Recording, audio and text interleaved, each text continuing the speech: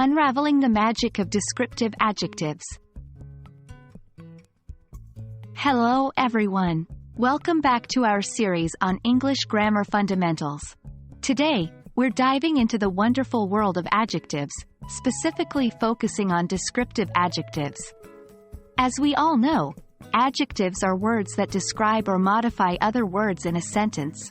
But what exactly are descriptive adjectives and how do they work? Stick with me and we'll explore this together. Descriptive adjectives, as their name suggests, are adjectives that describe the qualities and characteristics of nouns.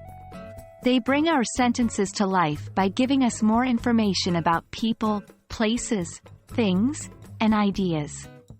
Without descriptive adjectives, our language would be plain and uninteresting. For example, consider the simple sentence, I have a car. With descriptive adjectives, this sentence can transform into, I have a shiny, red car. See how those adjectives added more detail and made the sentence more interesting? Now that we know what descriptive adjectives are, let's talk about how to use them. When we use descriptive adjectives, they generally go directly before the noun they're describing. Consider the sentence, she has a cute puppy. Here, cute is the descriptive adjective that modifies or describes the noun, puppy. One important thing to remember is that English usually only allows one adjective directly before a noun. If you want to use multiple adjectives, they usually need to be separated by commas or the word, and. For example, she has a cute, playful puppy. Or, she has a cute and playful puppy. We all know the common descriptive adjectives like big, small, beautiful, ugly, and so on. But English has a rich vocabulary of descriptive adjectives, and using a variety of them can make your language more vivid and expressive.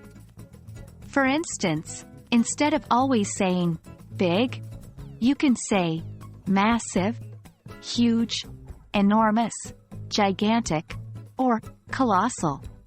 Each of these words has a slightly different connotation, allowing you to convey precisely the meaning you intend. A great way to enhance your vocabulary with descriptive adjectives is to read a lot, and when you encounter a new adjective, try to use it in your own sentences. Well, that's a wrap for today's lesson on descriptive adjectives. Remember, using descriptive adjectives can turn your ordinary sentences into extraordinary ones, making your English more colorful and engaging. So don't hold back. Explore the world of adjectives, and make your language as rich and descriptive as you can.